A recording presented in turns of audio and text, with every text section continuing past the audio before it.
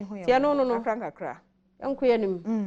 anapai ensem de pi ho na kai se Adom yakoyo election headquarters die bibi e fa bato hu bia na ha na ejaye na dwosuo eni amanfo be prapre kakra ha no so anya bi akokanti ye ni muhamo kon bia so nyame Adom ochina MPP launch the manifesto no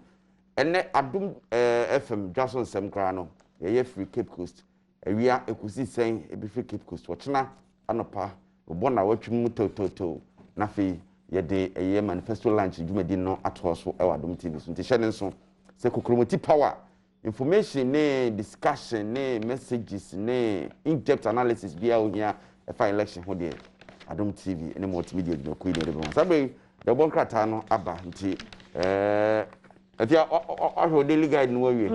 ene e fa fashiase ene yen fa fashiase dia na eye daily guide the bokrata no na no pe mede e hyase wo ha ye ma mpani nie no wo pagya ne nsa ya wo himu eye nchia ene wo de ema na we de wo true challenge no ene de ama NDC amanyoko titiwu ne won franka tuni wo say NDC has no message Nana Fires eno ehu asem no wo so wono de NDC wo mo for policy ba ko emra ya wo mo tumi eye boa Ghana fo asetenem ene wa brabom ehu asem delegate obokrata ne de aba ko pe 3 a eno ewo eho na information minister so kojo opon kroma na de ni mo hai asem ebo ni nchemu ye security services remain on cap 30 ehu asem enso de aba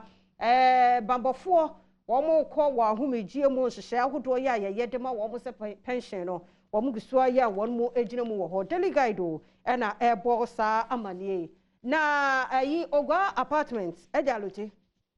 ono so enura ne nei ma chance kora na asem nie Mahama can't win Alote Jacobs na wodi to joy former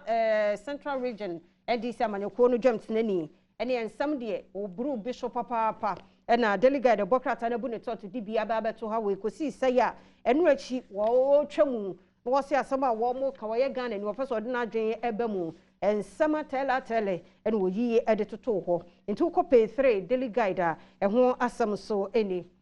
enipa wo mo ka wo hu bo mu esan odifuo bi enkom hia wonyaye se ma me 90 years oye baifuo to mo di ne mpambro amenne abrawa Watu wana nanamu nsiedo no enu Adom kase ya mote yede wo mo kokopie mu e wo court na wo mo charges na yede bo wo mo nipa nso ni nyina no se meda no ye ye fi won so asa e de charge foforo e na e bo wo mo nti yede wo mo atum se wo mo besan aba na afei yatoa wo mo ensem die no so daily guide na mano bo ano pay wo no so e de ba ya keke pepra e na nei yabo na baso se covid-19 emo a wode ebo aye no se fata Bona baso delegate ne dia anopai onso de aba eno no me the Ghanaian Times to asona asam kese pa na no pe Ghanaian Times e bo ho amane no ye so for shama ne bo ho sem so ri akodopon enkroma ene de afiadi kan boss cho dada se pension scheme no amafo ba bete de obehyimu kenante no pe o say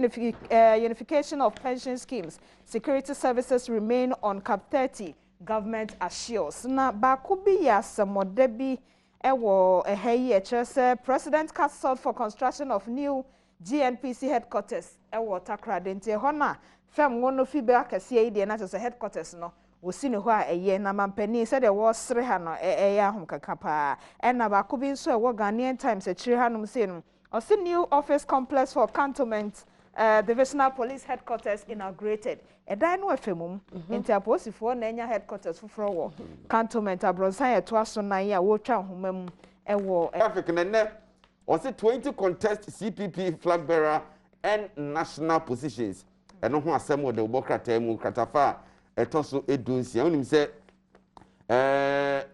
convention people's party CPP afei ena omba bi awanyoko no mpanimfo chairman no ne ho for start campaign after oh yeah nti na PNC for nyame ya Adom a ochina memene no mo ye omo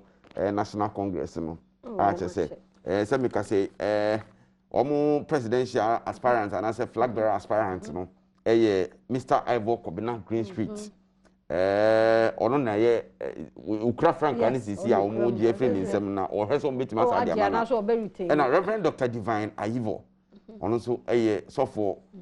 asofo na fe do mani abere peso mu yes because mama so mani mu a be e keka ko no aha no oden na soro no maso mu awie de amugusu so sa soro ko no na to aba no omu wie ana ora bright oblite akwete ono so wa chere wo system no papa me kai se 2006 sabre na ope flag bearer e CPP oba santima po me ne kochinche ya ko na madura mpotamo nso anye papa no abre pa wo so ye de yi Dr. Edward Mahama aye na sigri wajai mu so nkobiem se o hwe baby foforo e to da bia se wa so kare ho hwe ne be but obi no ho no ma ya na for other reasons me nka emma ye owura ba obia ye bia of a party no open doors bi na ya na manfo ntiase go no ohun ayi so se usika wo se ne all right tier 3 pension scheme security agencies exempted cabinet gives approval na okwa okenkan a betro dinti a yesi maintaining security agencies no captate nim na ye tier 3 yi edie ye momom form ho ni betro ni nyina mo risk involved in madwuma ne ho keka ho anti ye do no ekosua ejina eye captate na COVID-19 trust fund support infectious disease center ni nyina e wo de obokrata yi mu Ghanaian Observer ne dia won so de abanie ene brofo na bo ani mu ha so na apagya won se na nado so ne kura so a that wasa anwen ni nyina no aye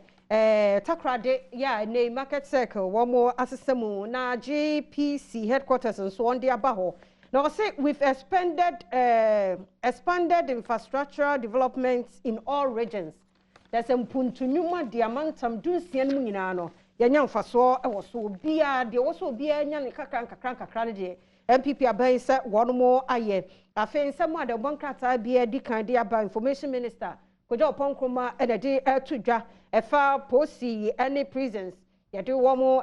to captain no e so ye maintain wo mo no e ho so asem chief of staff mame frema osai operate so ene dai ya wo se government yi no brofo na ni ku wo mo ho dodo womo ehwe womo yi papa eho asem wampani akufo adon so just pon wo bo womo aba so papa fi se yade yi eyi ni tie womo nten na da womo taba no achi bo womo se okon ne ebedi so enkunim Ghanaian Observer ne de ne observe ya wode ba no pay eno no me the finder me famudi am de wie no the finder says so for wo hye ho mahia ho nsem so wura Matthew opoku prempenidi the funny wahana some no say education minister inaugurate committee for reopening of schools senti abedekwa won be hwe na school ayetutu mu no won asan bia ma mofra na ko school no won asha se wapa ho ntoma won be hwe de obeye na omotumi akọ school na achade a wode ma mobrofo yin so amame frema akosi opare o wahanum se no so eho asem ha mame ne din me do frema osai opare frema afrakuma akosi akora ka ba sa di mi no frema afrakuma nti wonta afọ de ede ya obudin be sa afrakuma ne idi ni nyina osai no na ni dia ba si asie be bu so de original etima mi anope ya mo ache frema akosia frema okay enti ba konso wa ha samafo wọ́n so ne obenya fi mapani ho no se wo si eye fishing port ama wom tie no so ho asem e wa ha we ye the find ade ye ni so no ye ba ko fakase no ne mu ye nka nkire mpanifo wo kure mu se ufri eye achemota new plan e kwa akosi pokwa street light e wo kwan no mu nyina ba ko kran so ba ko sei kran so nti esremo wo de mu fakane an bi hihiem se ewu a se switch ne so na ase ya mon fixe na mon so why street light ehun hia yi pa ye ko ne ko fa kase ne ba ye de hyehyɛ nso a won wa ya wokoyiyi no won nyai wo ebi yi metika mu a mehu se obi yi da omo aye omo yi no won so omo nyai na Ghana no yen ya ye de ya all right ene unia o birthday anasa o person surprise obi a o de fa fa man kwa phone so be ni nyina fefe kama ya man kwa phone wa chere de phone o the number no munim o popular pa okay that's fine obo de fa Adom Facebook ya be kin kan ni nyina de ama o fi se nya obi a no number no nti Facebook Adom TV em page ho fa gu ho ya be kin kan ni nyina so de ama o ya kwa ba ne de kase no ato aso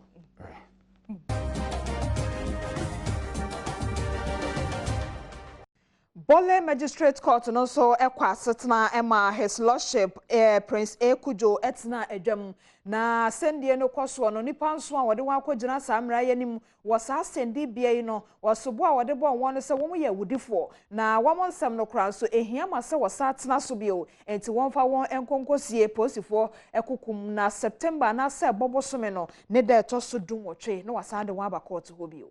Serious offense which was committed in a very dastardly manner. We understand the sentiments of the people of Savannah region, but I would like to assure them that the law will work. It is said that the wheels of justice grind slowly, but surely we will get there. Because of the nature of the offense, life has been lost. So we have to do a committal before, and each process takes time before you will be able to put the accused persons before the High Court for trial. Krachi ni dini Innocent Kofi na we obi asabi ne nipadua ho akwa baabi no wadi dem kakra nanso wonsa no dwuma ene se motorbikes wo ye eho ensiesie ene enya asɛn kwana de komano a wo bɛyɛ ensiesie no ama na Innocent asama woka ne se ne nuanom bi a wote bia bim te sese de wono so wote na ya wone nam kwanche sesade no de ohu ne se enye won yade no ntina wo mmɔbɔ a wo sesade ne mum akwadworo ene ye won Ampa mu ya kwadworo de osres kan no ya kwadworo dada o ya kwadworo because me ko fo be the catch say na me born mu modi etemi na ko ba mu ju ntino mu ben me say nyame hihye na ma fa mi sa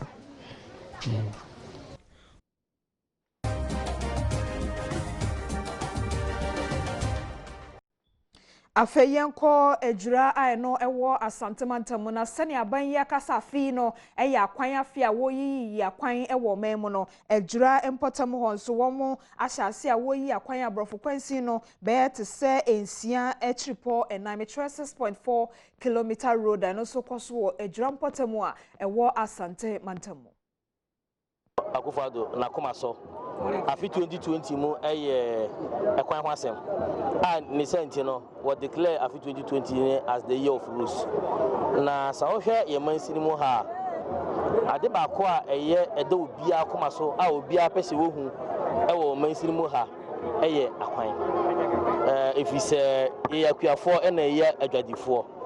na sa jumadi a yedi no mansini mu ha no ya anya akwan papa ewo ye mansini mu ha jumadi na anya ade a ebetime awie peyo na yenwa no mamponfo ni other areas wo hwe a omu nyina na omu nsaka bi te enam se enne na yakopon aya adom ama ye ba be hye Ejura Township Pros aseno ntino so wo hwe ni padom a wo mapie ni ahemfo malamfo ni obia e kire wo se ya nokre se enne na ya ade a ede obia akoma so anya yakopon cha ade na na dodan kwagufo ado asama o kan ya no abamu ama enne so Ejura siduma se yensa ebaka ye de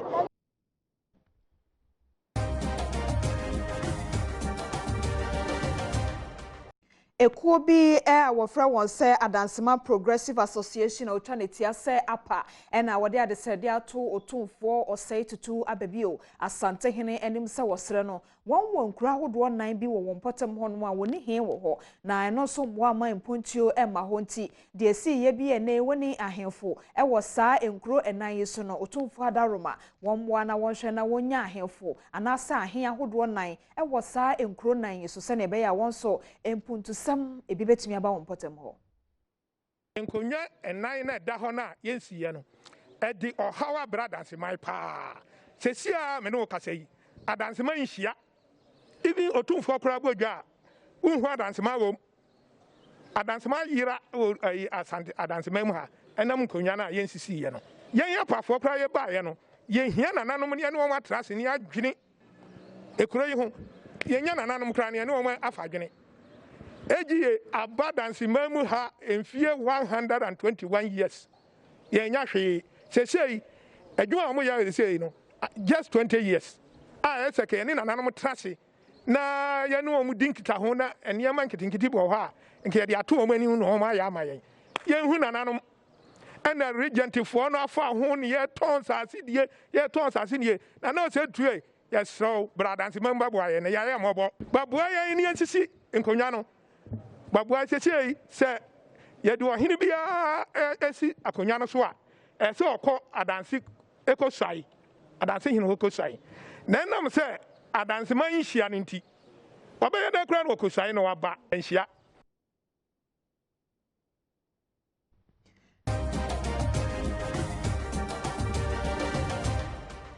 NDC amanyoko no Frank Tuni abedi akire eya obenefo na Jane Opoku-Agyeman na wode nani akire no mantam nim na wo bo apro okopie mu ewo Wenchi ehema ahemfie na brampanifo hia no ma na kwaba no ne nsem bia wo ka kire won se na nantese ene se obibie ni ho na oman bia so ni ho a wode atutura sam ne abonefo sam asi nani so a saa oman no atumi akonkan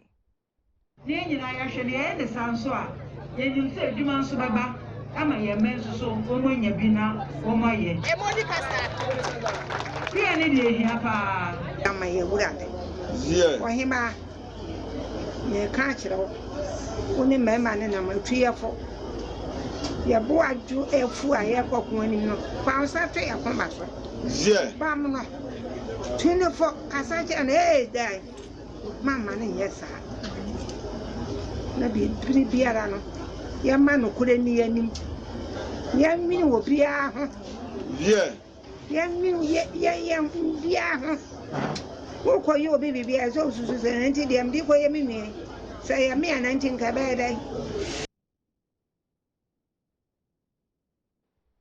Kane dwemtreni de ma NDC amanyoko no wo efifi mantamu a enei sa amanyoko ye NDC no kura wo mwatwe no asensen wom eye Owura Bernard Alote Jacobs na nasem bia wo kan se be ne nwanwa pa se afiya bato no ebekwa wieye no obehu se Kane mampane John Dramani Mahama na edi abato no so enkunim senti a wo kan sa asemi ba bia wo kan no ene ne kirimopo enchiremoni.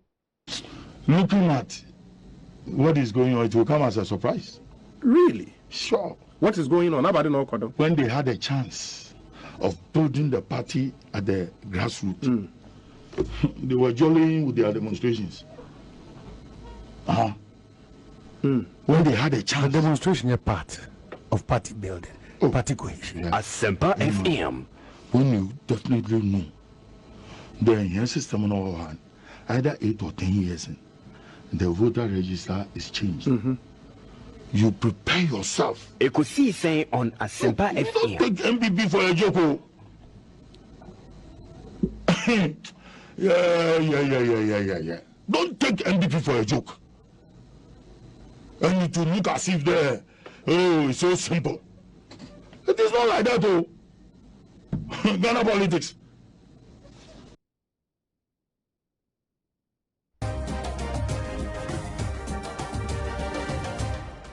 Deputy National Campaign Director the Man New Patriotic Party anase NPP amanyoko no eye Owura Lord Kome na wapawa bajoko mienu bia sa bajoko mienu no wonjumedi a obedie ne edin eda won so ne Regional Advisory Committee and a Regional Election Campaign Committee as halfway was say enkramanta mu de wonhwe se bibibia fa abato ho aprobo ene de keka ho bia no sa bejoko ya wondodo no eye aduasanso 37 no obehese bibia betoto yi se na ebe ya afia bato no ebekwa wiye no kunimdie beye NPP amanyoko ne dia. You would agree with me that it is even when you are in power that you are even more challenged, because you have to prove to the people of Ghana who voted for you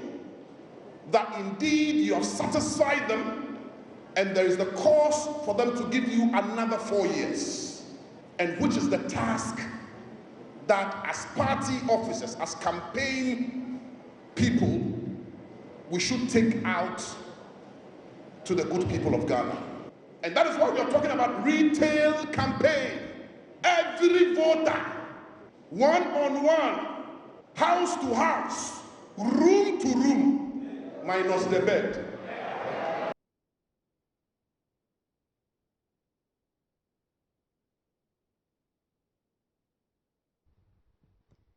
Empenifo a womo ashenkafo kwa wofro no se Ghana Private Road Transport Union a wotwa ne tia se GPRTU mu no na woto nkra esanso de aye futosem ama wonkuoma no nyina se wotete se binom se wahada poten bi a wode kwa congress ya saa asem no wote a womontungu fi se no kwasem bi anim Deus es mutia no yan Deus and ya de erane GPRTU enti sika ebefri your first region abano and ye de running sika ebefri branch abano and ye de running region enti Deus ye de running na region bia so wo the number of branches are wo enti regions bi ho a the number of branches no what so enti skies wo tuaba national secretariat no won tuamba enti e ba say ye beto abano na meka so obiafa na yimra no list of branches mra no obia ochia 260 branches no na what the your friends above 300 na aba obia ochia 67 branches no your friends no the 87 na aba enti we ni na me ma woti ase say I'll be the national my national first trustee for 12 years Adema national secretariat enkoso ene to me maba as a national secretariat no sadia we mint so enti wa unim ayibia no na wanchia hu dus no edu setama meba to region abana dus na branches na utia dus no eno na sabia mehwe na yedia ayedwuma tenosi enti megyina we so na me de asi ha na me so na koye efiadai agokanse mu nsam ebeba wakwam sister Sandy bi ye guy so de ahosepe ebebro no achi efiama kwata makro betena se de afisam mabro na no so achi e de test forum so empanifo atena se na sample fo agye ene na bedwafo enso de no bebro koso na Adom TV dwumadi aye de somo ene de moyi nyina medin de ma metra dai mo na busia me mo ache edase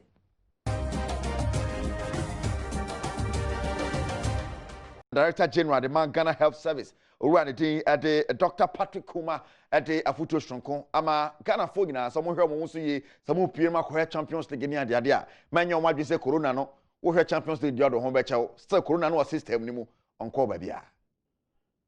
On the activities and the compliance, I think we continue to encourage and educate people about the importance of applying the protocols of wearing a mask, social distancing, and we also believe that the individual have that power to exercise that, and then if we all do that collectively, we'll be able to avoid that. And so we'll continue enhancing their education and also ask organizers to ensure that there is some education and some purposeful alertness of people to be able to comply to those protocols. But it's not just for political rally. We have also observed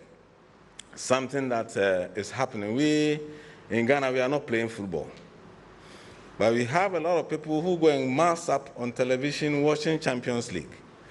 Okay, and so it is another area that we want to bring to the attention of people that even in that area, people must ensure that the mask wearing and social distancing is done. Otherwise, we might as well start playing our own football. So it's very important that we also look at that so that anything that sort of brings any mass gathering, we must ensure both the organizers and the individual must take that responsibility to ensure that they are applying those things. Because if you save yourself, you protect everybody else. All right, yefi enomo ensemna yenko metema kuma se asante kotoko omo aka chechene so se boafo eba na eken one opeya yeden nsem no ede eba mo de boafo kri boafo ointment and boafo kobi just no tele mo de dendia anya sam keto akra bra nyeja ho fa ho jimbi na de papa de oyi na metema ka che no alaje abulamini board member weden nsem kakra ba se board we ne omo ho no o media agro omo hwe se omo beja eye legacy kese pa se na bia nchirima ba omeka board we ba ebe 2020 mu ho no a na corona na ba no mo boadma papa ntinya gro ana ombedi kra boso mienu otwa mu nu na sante kotoko bobokuo 2472 pa mpanifo bi se omo na meda bobokuo ya no a omo be board of directors na mpanifo ba ye omo antwentwen so kra omo pa owura ne tia de nana ya amponsa so no na ba ye CEO e de ama omo na wo mu so mu nyina aka ho sira bo mu omo bodwuma de nanso chitaafo bi de omo nsa atene omo so e kire se ɔmo nkeka ɔmo ho nya bibi na bobokuo ne nkɔnanim na nyɛ saa na dibre ya de ahyɛ ɔmo nsa no ɔmo goro ho a ɔmmɛte ntasu kɔkɔɔ ɛna de akyerɛ wɔn na nsɛm wei bɛto dwa saa no wɔwura ne din de Alhaji Abul Amin ɔno ka board of directors ne ho ɔno akyitaafo ya kasa a wɔkyerɛ sɛ ɔmo nya abotrɛ mfa ma wɔn na dibre ya ɔmo abɛgye no nya de ɔmo bɛtoto nase ɔmmɛkɔ so abɔ dwuma na ansa na ɔmo bɛfiri Asante Kotoko bobokuo na ka kye no na ɔmo gya bibi ato a ɛbɛboa nkirima. The supporters no omunya abotre now within 2-3 months they will see a new Kotoko amongst the Nema are started to take shape until inya abotre krebi ema branch na on forming the management team. After forming management team not the two board not approve we are. You will see, as I'm telling you now, in the next 2-3 weeks now, a massive renovation going at the Secretariat. Yeah, we are seriously, we want to work. We are prepared to work. And we have a people on the border, they also want to leave a legacy. You know, most of them, they want to leave a legacy. Or prepare but that's not the way we should go about. The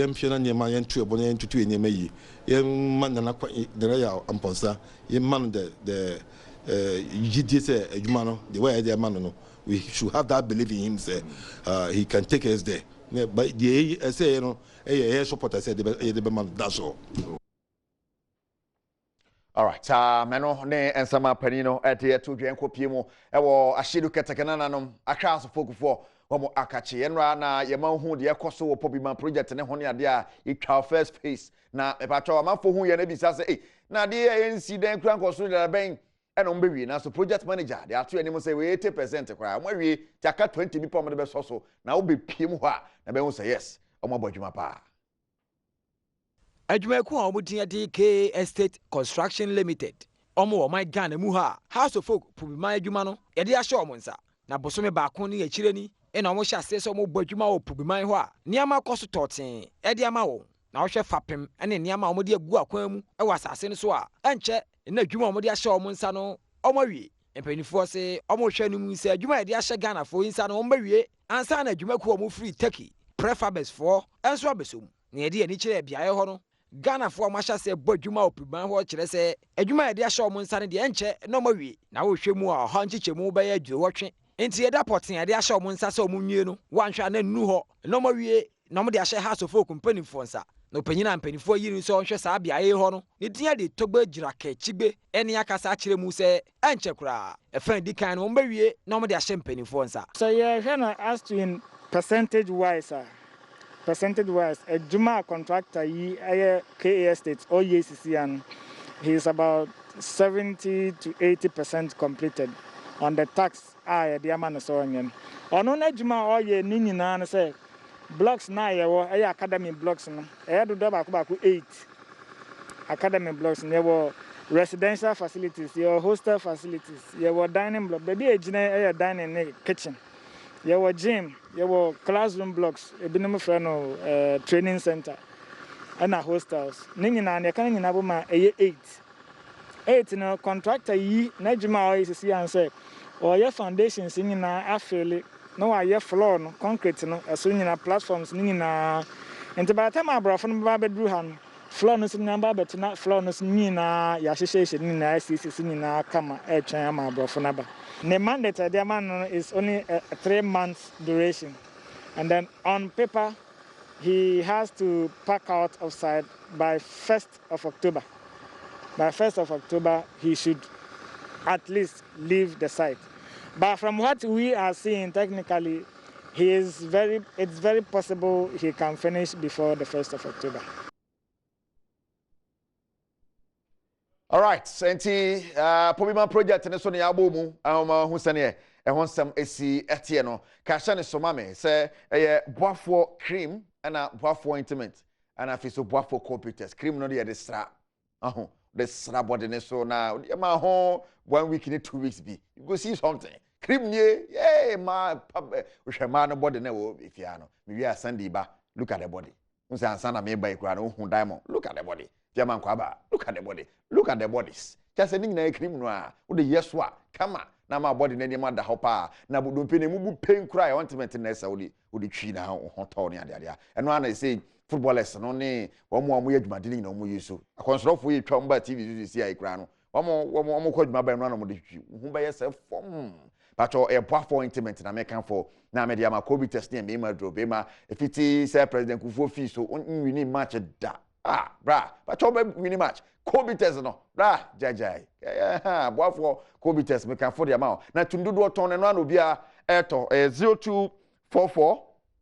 726 367 0244 726 367 na wone mpanifo boafo atimi atwen koma wote male kpokpa paso apa na eye boafo ene ye kam ho asem onexbet.com papa betting comedies na bu ba onexbet.com ene ye kedwa no a meka for dia ma na no pa nya de obedi awie na afi omo site no bi kure mi azanko na bibiri na ye ti hwe moni na ho onexbet na meka for dia ma na no pa ma ye fancy some dia na toso de se fata sauti ne de bakete we say anya do bia she papa bi anya so pe Sergio Manocho on the producer na mom so wan fa nan kasa nkan kedwa ne ho a haram kedwa nan kasa ni Erica Siedu Bwedi.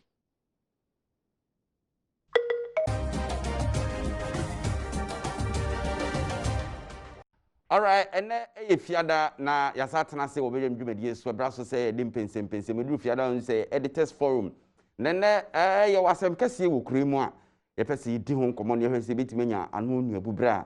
ya de a akoso ache ensohwe a enkoda tro wo abete ye se eliki anase epia bontimpo ansa na bre na so se nkola na betro ade ewu mu aya na ya na se pie babi fa kumpo a oni beba won so ne atwa nsohwe ni nyina mu na akoda bi a sebe otete pamaban anase wo hye na kura bi ase ate hesuo tene mpenten kosua na de ne nasisi nsum ni ade a ye twa nsohwe na akwakutia no untum wo sama atatwene ekwa be ne be fa so sense ye di nkomo na che as a rhetorics no adoso na de ade mu ode pa a che se e wo se ye hwe na sibetimi asia no isia no kra so yes bebre eba with regards to sa ye wase exams a e koso sisi a ye nyanwie it's a let's say maths elikiye other papers WAEC for amiati ase say omu institute investigations afi kra no ye examiners list so a eno nso epia bonten o ma report to the cyber crime unit of the Ghana Police Service say omu emachire enra nat ekomodie mu no omu de tudwase behia an independent body to investigate afi so kra no ye another coalition omu nyina ye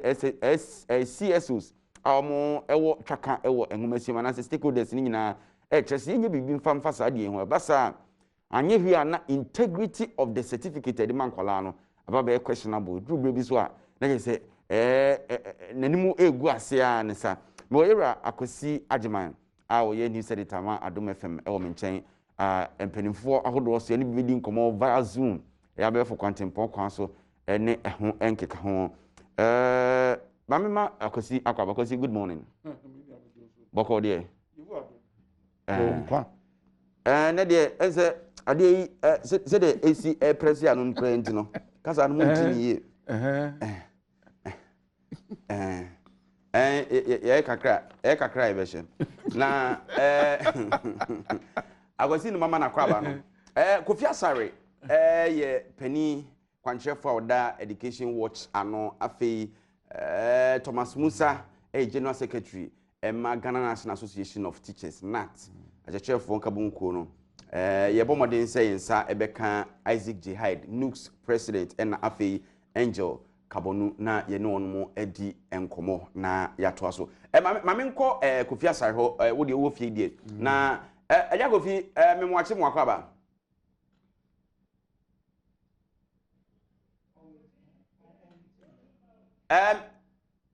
Minim sa waso audio na aha afi metonka pa me yiri se bibia aboko de all right Uncle Thomas Musa also want to say onyame adom etia chiefo nyina di panel members nyina on so ejil so na mama sha se mfan free education watch penny Ejura Opoku-Agyeman ho san se me kai se about 3 days ago cry na okasaye a chese na oni abredenden se kwan bia na mpenifo befa so na ye nhwemu a esefata na sade yebetimi etu ase kura aso bo no de ayi WAEC fo na na ade bo mo se e wo so mo yom yi sanse yate abre ene yehwehwem kofi baabi ayaba bedru sisi ene nkomo ayedie efa ye mada ache ho esanse ensusanso papa efiri so hwe ne so beba ne bema yehu sampa yenya da ache mpanimfo papa die na ofo se wo se yedi egu akwan mu pe ye situation e wo msisi etoso baako ene se e wo se ye nyina yedi tumu se examination leakage no embo man no ebe bo wo ba but embo man no bo aba ne se ebe ma wonya omran ke se wonya si nanso nimdia o krata so no ene nimdia ewo ne timu no ebe bo edura ene ntia no krampo no emfa ne nkwachi ebe bo na mepe ene ntia nyina ntia ase se teacher new WAEC new school new awofo aban nipa se wo pew se wo mpew se ye wo de se ye wo de se wo se so I was on the syndicate no so bonne ain't been born my way the case mde bi na university Ghana university no mo ye entrance exams and na ya fa university sane ma woni na account na university for the sane man to talk because mo hu say obi tun by university no get certificate so nya grade 1 those days O level on so no heli pa no o te ho na nim dia o da na di no and the result to kita na ebodura ene me hweye and international universities for na sane man ba no so ya hwe ni ye na ya ntoto ya kwan ye na se me leakage no again se no okoso a enche bia ebedu ani nti no se de ma to kwan mu a to so ba ko ne se e wo se yenya regulator of WAEC NAPTEX ye ko mo ye examination ma technical schools for and other private sector assessment bodies no mo nyina se yenya regulator ba ko mo no nyina ye mo na se sa regulator we na be set standards no wa enforce standards no into obeka say bia se okoye exams na say leki wo hade ha obe cancel and I say bia yan cancel ye be ya wo say ye be final wa obe hu say ye punish into next time be very careful and no any bo Ghana WAEC no ya ne say WAEC no o ye referee as a footballer into no o she go around be say ye go na ye go time bia so she go bia go WAEC ye boni bia da time bia na leakage ba o mo deny omo ditumu nso ameka se wo eritumu nso no enye side na ye de leaky after every strong group de ye de and with regulator no ho no mo a sa na ma we na no behwe se when the so a obetima record license say the NCA regulate telcos no when the so a obetima record license ye hia bi organa ye nya bi organa ha de a WAEC no mo ye ne de time bia no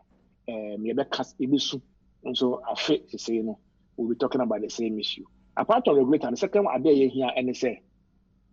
WAEC no they have been overtaken by technology. Technology and say WAEC for the past 30-40 years now, they are still doing things in the 20th century. Technology has overtaken them. And you know,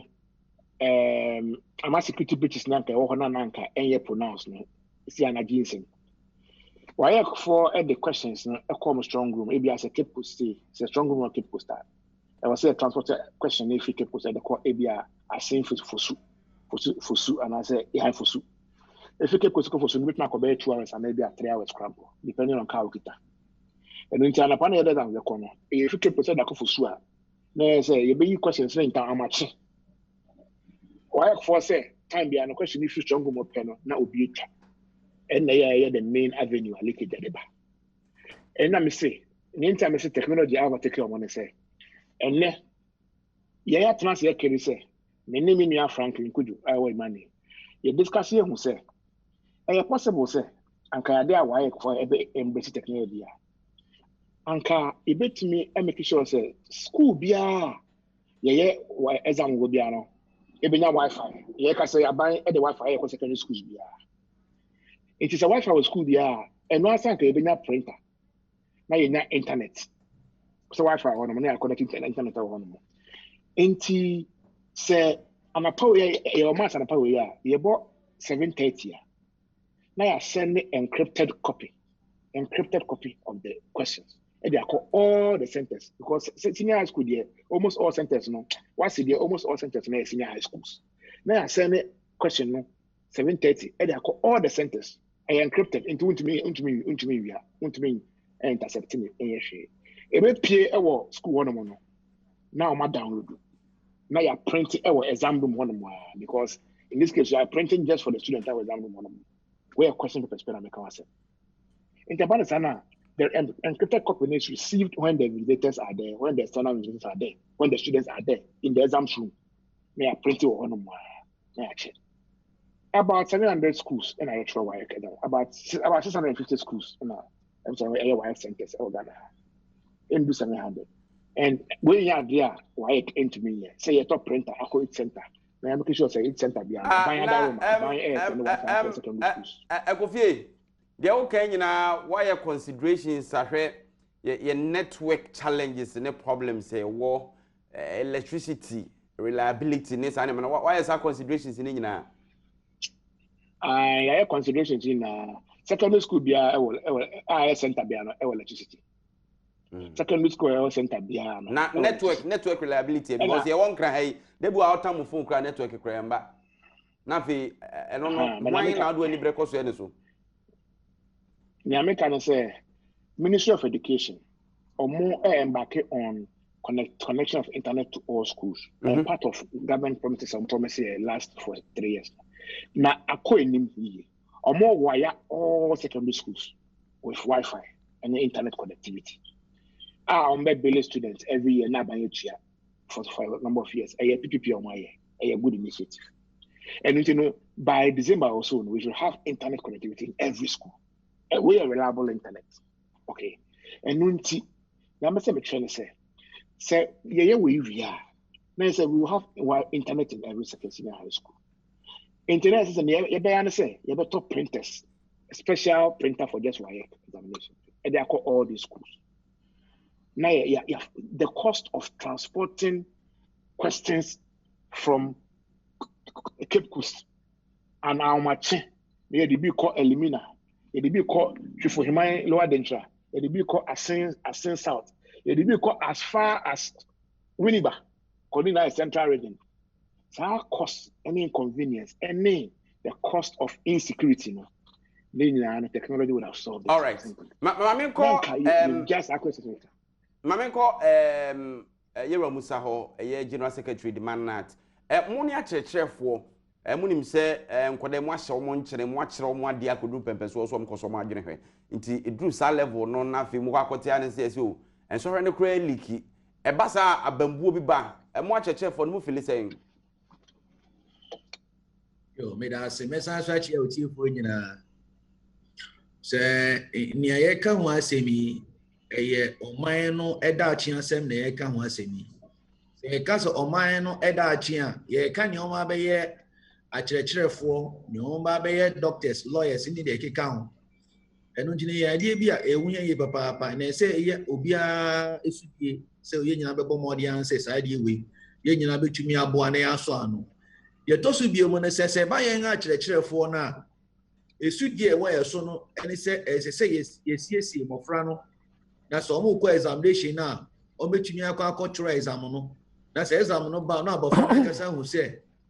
akasa na ekɔtwerɛ ye no no akasa nso ene pass ye enye obia amboa no ya no eboa ema ye hu se na selection ye be an ema ye hu the kind of selection e be ye e dey called the various tertiary institution dan de adi ma akɔ hu ye papa no se the exam hu an ye ka hu asemi akwa ba ne se mpempi no amanfo eye comparison amanfo ka se oh school we ya de school we enya de enya kika ho akwa ba ne san no obia be bomode an se kwen bia o mefa so ometumi pass exam no ombeye eno nche ne sa opanyin bi o ana se ni obet say depend on kind of position oni akon no no some of obetumi command of assurance so chale obaha no pa dia obe pass ya eno no timi man of bibu abofra na bam exactly abofra no nim say after all so ansua de kra na obetumi pass san so bi am an assurance na de to so bi ma me person me e person ni twa kwa mo no say ni se ni amenua be ma kofi kan ye no be say and then 1 week now ye di to just say technology is the way to go. Nyenche ka say technology is the way to go. And he said the human interface no e doso dodo Human interface no so dodo kra engineer say WAEC bomodi say no chire mu no saa na mfa yefo aso say WAEC pe ekwan bia so na yesa ne man esan say mpin bia no WAEC ye bisa wan WAEC meka chire WAEC meka say oh next year no we will correct, we will reduce it. Yes, in as much as we are dealing with human beings and knowing the selfish nature of human beings in there, they are reducing human interface now. These things will always be with us. But parents and people who want to assist their wards will do everything to get it done. Because by the end of the day, Sabofrana A on his own merit, the nation will suffer for it. Now the church of Mpensenpensenmu one say, you can be for quality assurance. One say, in that daily graphic, WAEC deny say, BBN leaky. And he say, who checks the watchman? So WAEC in SID and WAEC catch and say, BBNC, where is the quality assurance? In the bet me and said there is some kind of quality assurance control. Near WAEC can air no credit, and I say near. Yet, one I can get no credit. And you say, we say quality assurance. I mean, I say, BBC will invest one of the investors in Ghana. About the son, your body be from quality assurance control body. They check what you do to ensure that you come out with a quality product. And there should be some kind of quality assurance control to check WAEC and in your man.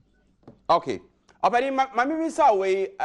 said the work quality assurance ne ho kaka ho no along the line utie nkomodie me kai se Kofi Asare ne di nkomo be mprenu ansana ene enra ye ne education coalition, one of the bodies also cry say a brass so see ye bibi.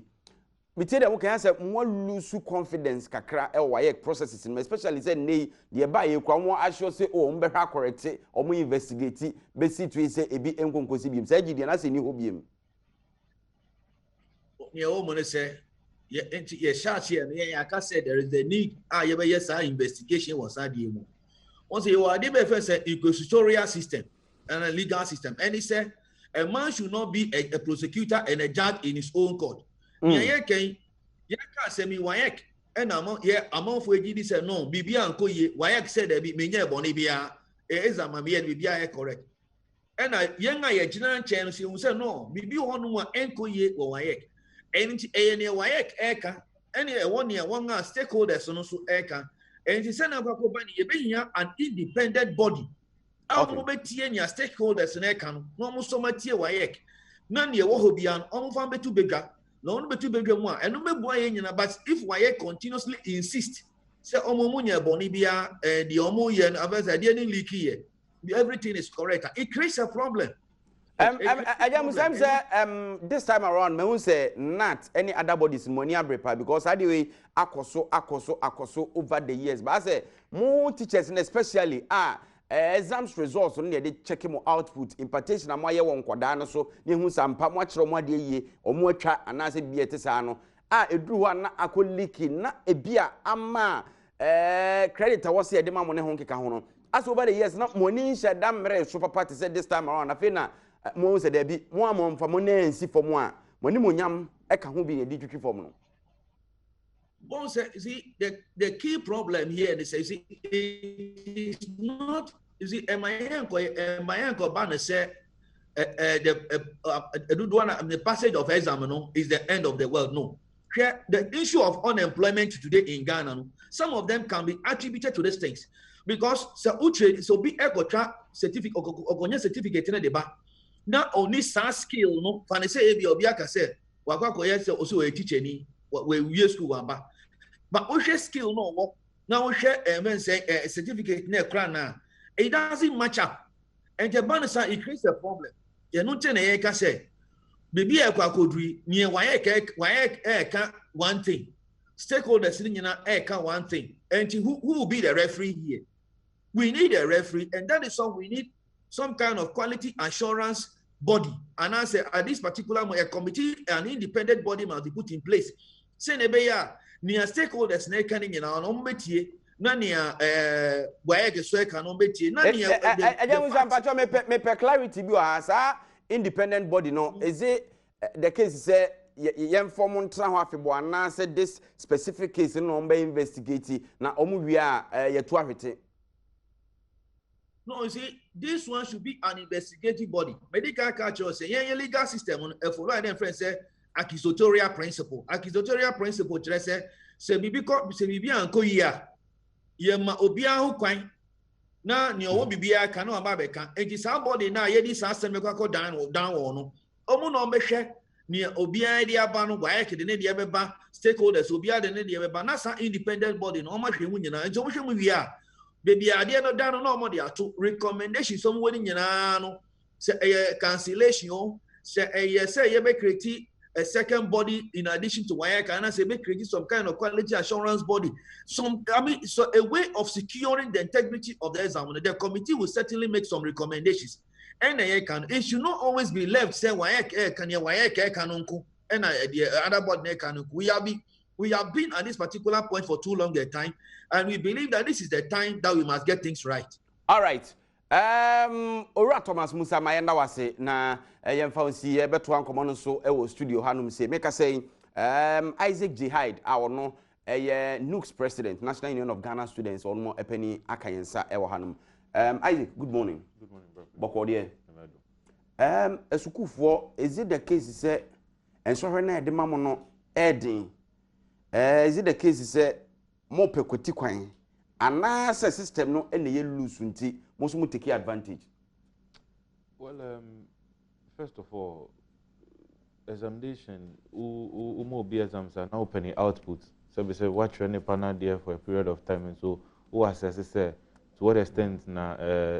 at the trial the money panel and there no. And based on what we have learned and we never produce it in the outcome. But at any point in time, you cannot also disassociate societal influence because ubia person ko invest in it, ubia person ko progress. I mean, pressures from moving bibia. Whatever that you have to do to pass, you have to pass. And most importantly, Usha, what's the most important transition exam? Now, I mean, ubia sorry, or kind of high school days because that is what is reflective of you, and that determines whether who call university and answer. And so at that level, no be any or their passe. Now you cannot also discount teachers. Any obia. I mean, it's a complex environment, but largely no. Whatever the students produced is based on what they have been taught. And so, if you give me 50, I have the capacity to provide 50. If the system provides an avenue, now for faculty so. You know, to have a way of passing the exams, obviously people will do that. They say, baby, I would say as NUC's president, OSHA system no more. If a pan a problem, they say, stakeholders will be out, can be to me a solution. More as NUC's for an answer, who as NUC's president, OSHA have and I'll see a titan near my. That's how we next year has the first point of call is started with WAEC because WAEC determine what is coming in the exam. WAEC ne print your papers, WAEC ne transport it, WAEC is in charge of their security. WAEC is an independent body. And the omuno outright responsibility say nyamana ombe faso they are ensure credible examination ombe faso. Whatever they need as a support can come from the state, but ultimate responsibility no WAEC inside. Let me believe say if they tighten their structure in any case, sebi obia per chance or the pass. But definitely exams no there obetro ultimately. And if the exam is not available anywhere, if there's no leakage, we wouldn't be here discussing this issue. And the only source of leakage is from WAEC. And WAEC, employs people for the purposes of what they want to use the people for. Security officer, examiner. And the WAEC has whatever it takes to ensure they have the right people in the right places to ensure credible exams. All right. Mesa baso na yaba behe school for nkwada cultural sorry. Psychologically no say ni tini o madwen. E do on die affair. Ana say e ho asem te mesa baso na member Ejura Prof so news editor do but osa e cheche ni. Kwasi situation as say nyina nim se enwumasua de o man bia mpunto safo na enwumasua to di agrope o man da chi na ade grato pre yenya ho den nsɛm no de meka ne sɛ ɛyɛ kata hyehyɛ any proye nsɛm mpɛnfa bɛka nyina ɛyɛ kata hyehyɛ ne proye if is a politicians nko a teacher for nyina mo ka ho bi I'm a teacher examiners no me info a teacher for awofo no bi kura yɛ teacher for ɛna WAEC na nkasa nipa na ɛwɔ yɛ adwuma o pesika yɛ human interface yɛ the computer ɛnyɛ nipa na tra computer na ji we yɛ leakages ɛnyɛ no oh yes I know because of technology ntina yɛ hu no bibiri sa nti ɛnɛ ama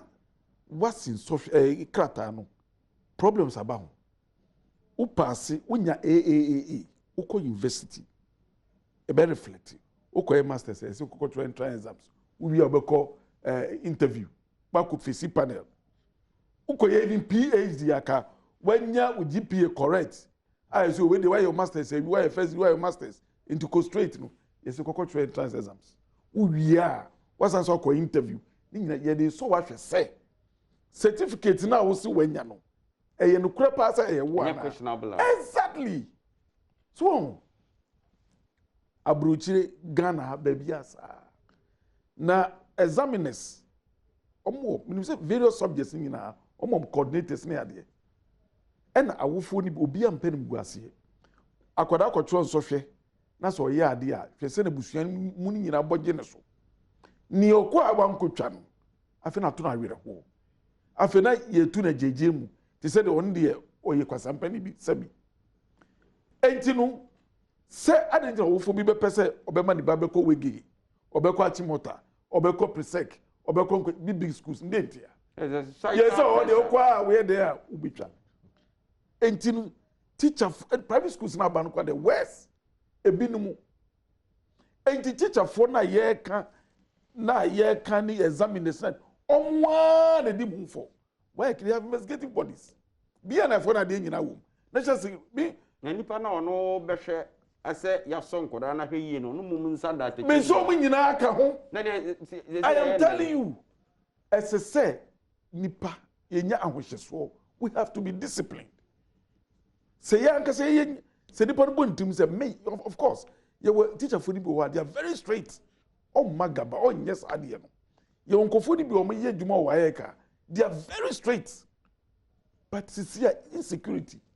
wa ye djuma na wi okọ pension e dey na o do be kire say ukọ ye djuma no e dey na wanya free obia ni briska the system na nkasa so mwa me system na ye di eye examination no ye di so nkola de hwe e mwa it should be kamem nyaaya anka eye gradual process uko first year exams ni ade be setting nyina it should start from there continuous assessment yes so weekly exams monthly exams first year curriculum no we ya examine wo ho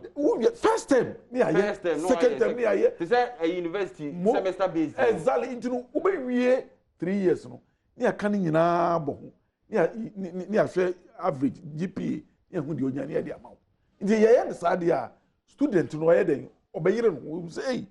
first semester and a first term manyade enti no esese be yade manyere me ho a ebeko antia me na mo musa kwara no nko school emfie miensa o me transfer ko 2-3 hours over social dia de be ba no no yes system I'm telling you yes system na sa no we ekwa ba nyina etu bitwa in any way ye nyina ko school no leakages by student wa prepare no wa prepare ya man the syllabus teacher ni nya kire na de o pass some questions 10 times ni a no benya student why more no hu modern no we dey open for upon man no mani answer questions from man o ko ba ko to papa so enti ni nyina gina say student nso ba gi atum say school na wo ko obesua de ye nyina ko school esua de so enti examination system ni de say ye pese Ghana had edi pa na mu yedu a yen sesa strategy no na yen shas ye on term basis semester by semester into we 3 years no nana na bibia e kama. All right, I think it's a good suggestion. Nya wonko na yes a suggestion no mategi once or twice. Na yeah, the one I'm trying so here no. First of all, I am not psyche need to say e dey asem ne ka kire mu. Is it a case say o ko transfer him say anya yi amawu. Enti memu aminyade. Enti kwandi amefa so bia. I mean, the reason why I go school, no, you see, most of the time, no, high school students, you who was as a transition to the university, will be a person who university maybe. And at that level, no one share here, pass here, you will be considered a failure because university don't do Nkobi. Nkobi so maybe the way you looking at. Exactly, one share here, and it's also the fact that you strengthen technical education, any other handicraft training. Areas. And we are free say university need the ultimate. I want to your cut off because if you don't get that cut off, not just say call the technical vocational training.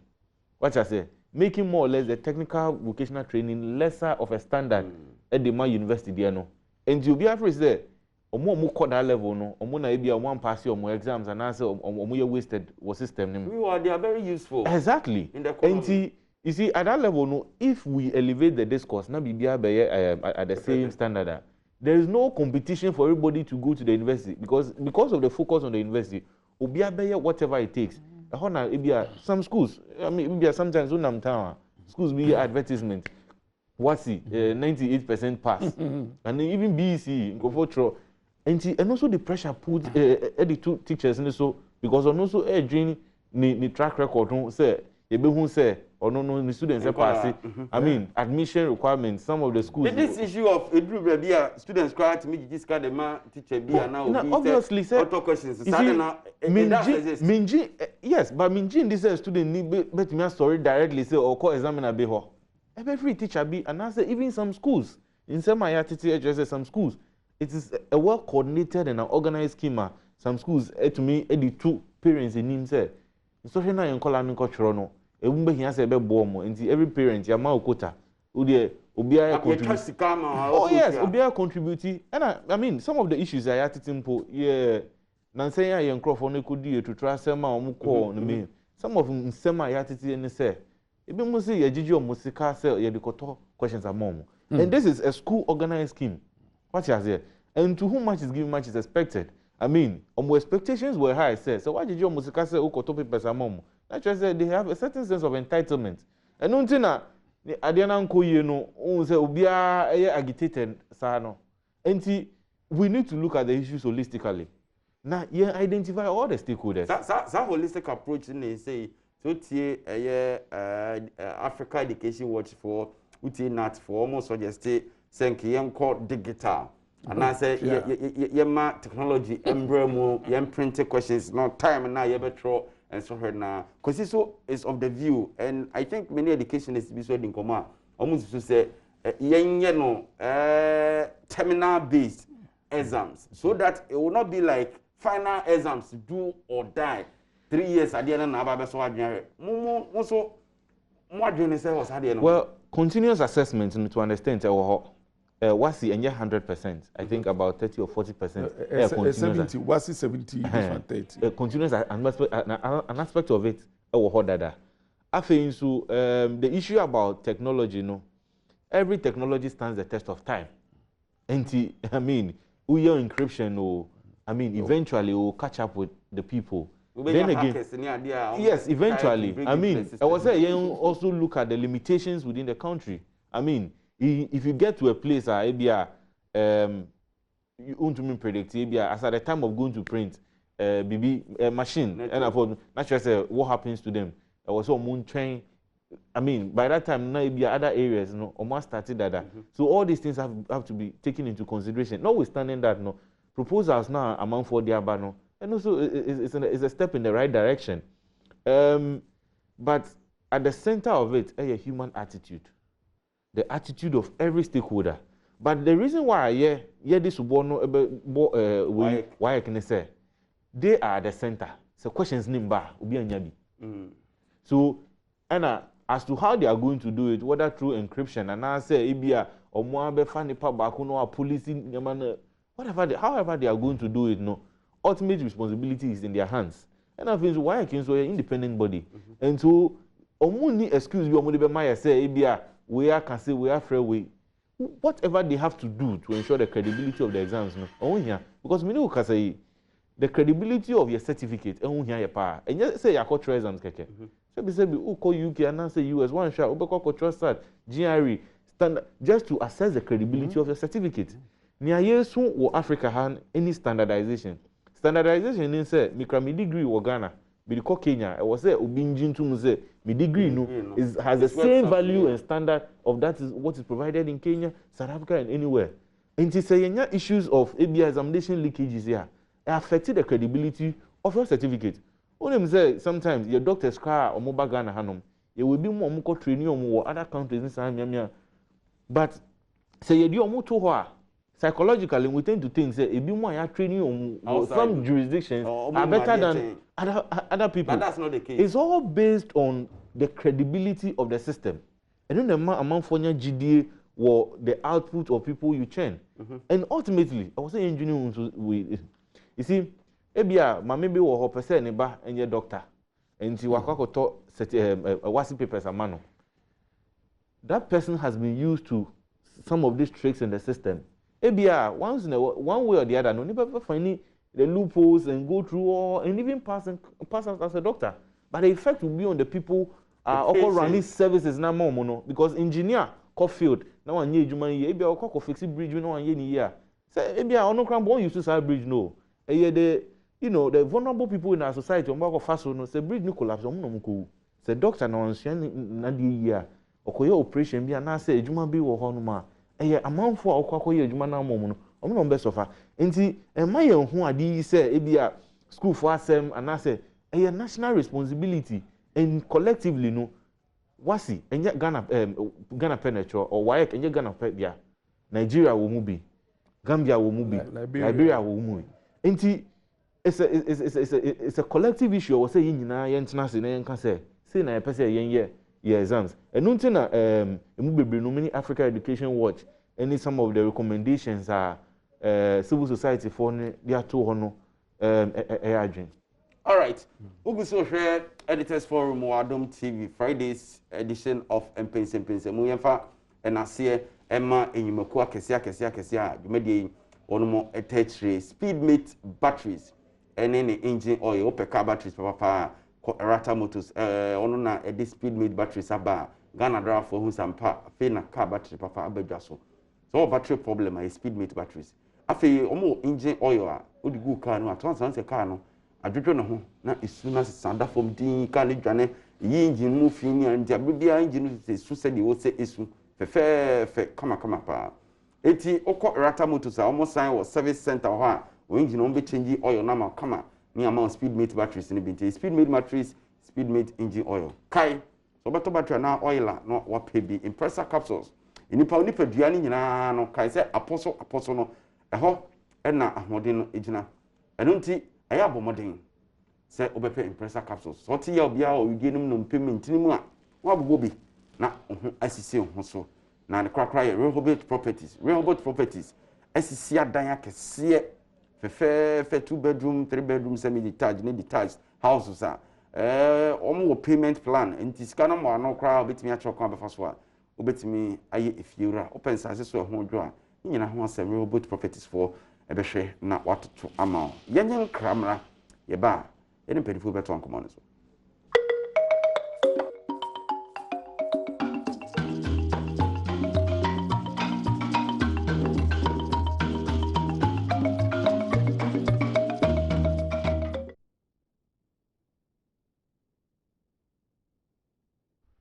All right, eti yamo akwa babiem ya sign etwa yen komo no so kwasi my member also say utie enkomodi a ekoso o memu a really am for your word especially when as you say ye bie education ma obia timi anya kwan akobie na at the early stages people were questioning quality ade na be betimi ensure sa quality na okakudum pempenso a kane no ye kire obi se asemesi awie form 4 a se nipa no wie form 4 no kra wan to aso biem mpa so otena se no twere hatum so atwere obi na no okabro for to me se o kasa nso ne owie university kra no on so ade ato so se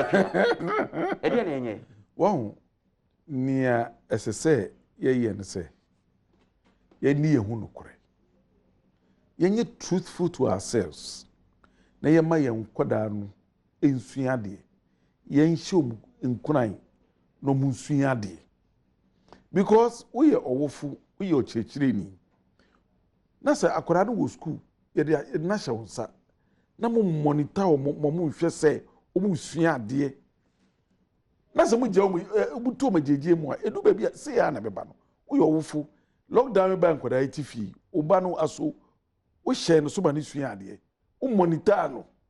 o de no ana we gya akwada no na ne oye na oye e ba ne sa yankasa na ye di enwu hey ye beka yankofa security yankofa independent body na Ghana commissions of inquiries be ne entity e de na fimu aba e de pa na fimu aba ye be ya kasa enso de ti entino se yankasa ye yo omanfo na ye wo man yi mu ya nye ya dwen se ye nyina ye be di nukure efa WAEC nso hwemu obi nkofa apoma obi nkoji adamudie ana bribe fi obi ho na sakoda na enim se ma nyere me hu ensua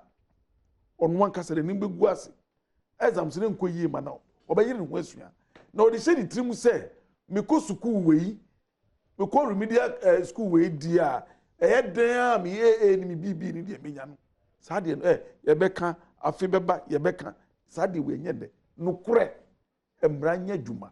WAEC fo ye hwehwemu na se ye chi obi se ye hwe line so a efuso fi ABCD ya chi no ya ko jeli no ye na ko nyina mrani emra bo no ye na ko to afiase 1 2 3 obi abe study but e de na beba ye beka ne se ya de WAEC be ya ne se ye betwam afi no eno so na ko fa o how fufuro abere nkoda no yes o musuo ma de but Zambia condition one can say what tips who no maybe why you watch say after you could chop say why disappointed say okay it may chance here free and makowi within that short time syllabus na hina me defa na eno so head akofa o how and the aba oh and coronavirus in so kan hu dem school for ni bi ni abere na omo yagije musika esi school for ni bi awofo no betuatua da come school authorities ni agigi omuska so ye be hwe na bibia ye mere na no man ko yi na de bre ne ba no if you say social distance na wo exam hall enya sam kuma utwa wachi enye yi utwa wani mu enye yi inja kwa no kotan wo sa na oni ogifo bia inti sapona nsu a exam so de o ya nkona ya na sam yam ko ye bi na me hu fe fa me no hey zoom professor for your bomb left and right na me no switch sanity intino yendi nukure maye WAEC nye investigation o nyai sanu no mo fa ehususu aso ne mra omo a ye besusu se omo ye suspect in this leakages no yen tamo mo nkomra ni na emra ni omo nkasa say yeah we should expose them all right ye to ye name and shame krapo a at least ebe boa na de ekwane de ebe ma ye certificate no emu aye ha na emwa o my Ghana yebeba manfo akere o madwene nti wo susudie bi abeboa ya ente bi abeba homa no so na yama mokwa ma akere madwene hi asemo already about cancellation and stress and how we dey to school for so definitely we betimi aka say enso be leaky it's no fault of a student because say akonya ni ho a the student report years ka mo bi akonya ni ho a o dey put years ka na ebeba baby a wo hye obi akura bi ase a wo abre calculating bi ase o me trust o you bi a me ofo bi ko akodo na ya ka kire o say enso already leaky wo kumase ana nkranti e twani nyina mu school for saturday no mo wo hu tipa pa so ase aja mo ano hye da no dwomtimi ntimi nka ne ye well nya wa kana de no pepe na yen National Union of Ghana students and until na yen pese ye beti the issue of Yenko. It's almost yes a mass paper, yeah. Let's say Abano. Almost yes, who cancel paper a form of punishment. Now I judge to say Abia BB untoward and you was say yen cancel. But when you punish someone, what are you seeking? You are seeking to correct something, whether through retribution, rehabilitation, incapacity, whatever you are seeking for. At any point in time when you cancel a paper, your students will now punish you more. Now students are more money then. Students in printing papers, students in CETI exams, students in transporting. They are the last end. Omudi say why I organize no catch say timetable neighbor you trying on this ABCD a date we center ha nipa no call ho akwa na wa try exam no free ho and say problem ni was system ni mo you need to address it. Punishing the students and a problem because who prepare for exams and easy whether in a basic school or at a university. Our machikra now since just so you don't sleep. Now say of all this stress. So the psychological stress. Now say and we see the times we also find ourselves. I will say in June 2 months COVID pressure I did buy and this is another level because school students need to be muko feel no ebiana due to societal exactly. Put that aside. Sebi questions is a linking poor and you'll be our organ and obeyano.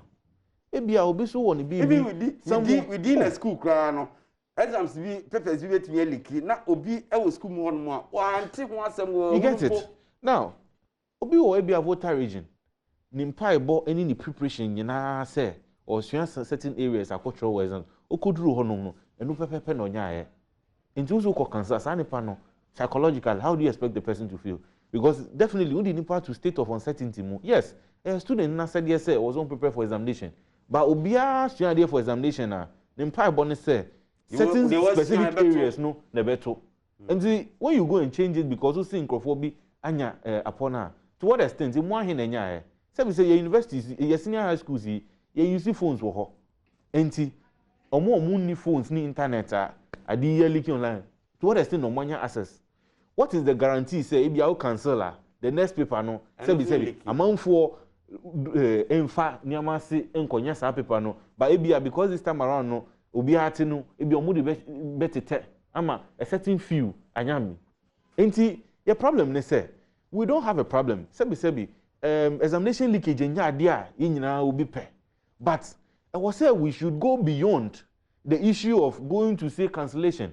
going to say we are withholding your results like Yehun Awuni versus WAEC case, no.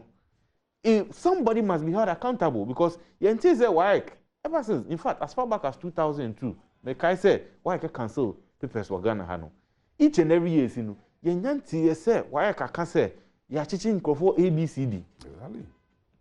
At every point in time, you resort to the issue of cancellation. Now, cancel pressure now only 2 students so because I mean, no students in your mind then. No need any problem no. And if WAEC wants to reform, you say you want something different. You say you want say, I mean, an oversight committee is in place to ensure that at any point in time, better things and be. In fact, people can even petition, say, ABR, well, anyway, I suspect this because WAEC cannot be a judge in their own court. Yes. Sabre 0302221170 221170 221170 221170 Then I will dream set ya ebeboa ama saa nia ekosoi ensohwe leki enibraba ye twa nsohwem ne ho nkeka ho no ano ebetimi abraso betimi ajoin discussion no tewu na fe ya boboso apeja yemo. Pius, good morning. Good morning. Pachoka se fe. Pachoka se fe la point but many papa no to on be agent the say we do it in the upon the bar. No when the blame na my student at the end of the day no more council your papers no more fee grade so I don't know if I should be in this one. Or some more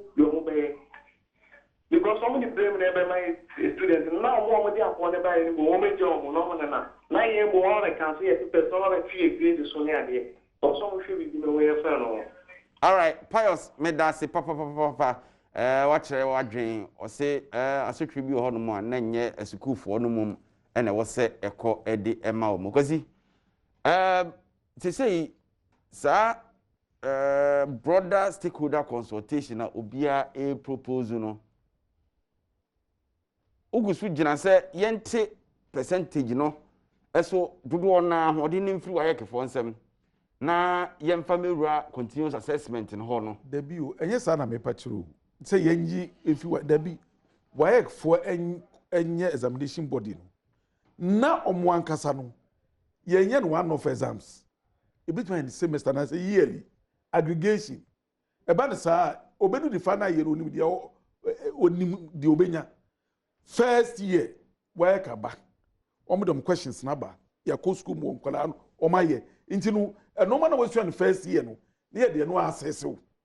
ti say the university second year ko wani mu a no ma ba university na nye external so WAEC be mpene say be external how WAEC know say the teacher was able to cover the syllabus ni nyina and the curriculum asem curriculum ye the amount hwe university the teacher ni lazy kakra bia school for to reflect hwe university exams no we audit no what we teacher ni one mark here we no ye beji to come an external examiner no why random sampling afre say marking marks no award ni nyina no students don't deserve one when there's a problem yes it goes against you first degree second degree and the then na guess no ho akere omo sa no and they say oni 101 oh baby perception of 101 what they making so I'm telling you I'm forward say our mobile inspector marking scheme ni dia na teacher need to meet the exams now marking paper no na say me na ma set questions and na marking mama agreed then another examiner and when niji obi ho na on fi na o market ya no di enwia kogu we asema ye kan so about that we are talking about examination David na me person me yes sure who say one adu we go to na insignificant just come kakra bi oh I'm telling you okay sex for grade no there okay sex for grade there nkwara ni bi so me nkwara abone on pen na this 20 obe sheda de ho twitwi teacher ni sa oh papa no nto moa enya konfo enya ya afo omienu all right but of course ye TV Fabio time no go sam hide or last words na fi ye ni pija mu well me was I can the mesra paying for so say yeah when they agitated now omo kasanya man omo junior students no so ho kakra because nan say ebu ko die to trust ma omo ko kikan say ma ense fata enyina ye condemn here omo si omo failing obi an ko kan say because students si omo failing ndi ye mo omo ko receipt paper no see we need to hold our leadership accountable I was say ye the to me mo obi say on ye ejuma bi no the person should be able to account to the people. Now, whilst we are looking at protecting the interests of students as national organization, you know, may they support any Paiboa timing no more motor exam CHE. Say, you bomb pass so be pass successfully. Now, at the end of the day, no, we'll come together to support the building of Ghana. All right. Man come on for say team no akakudu Cape Coast. MPP nyame admoch na omo manifesto launch no. Yade hunsun so nyina bebro ha na ye election headquarters kokromoti power nti sharing so nei make say kra no adom dwaso nsem fire live at the Free Cape Coast between 2 and 6:30 ekosi say so be kaja gumo ha sana ochena anopa no de ekoso bia na ye no edidi di hon komo de hunsun so abro nti koso ahwe Adom TV ti Adom FM ti Asempa FM Share FM ne online portals ni nyina na bibia be kokama kosi madawase say ene utimi eba ko si Agyeman news editor ma Adom FM osaye chichire di bateno no ehu pe no onye senso ha ntia ne nkan kese na fe Isaac J Hyde ono president ma National Union of Ghana Students Ghana school fu nyina on president na ti hey ti ye ai bi din komu bi why me di na say ampofo je ene Wabe Kofi Ampedu ene na pamfo ene boy Chidom David cameraman on duty ne sound osmosis na ho okay logos my yele bosi nyame adom a dafofro ye be san ehia biem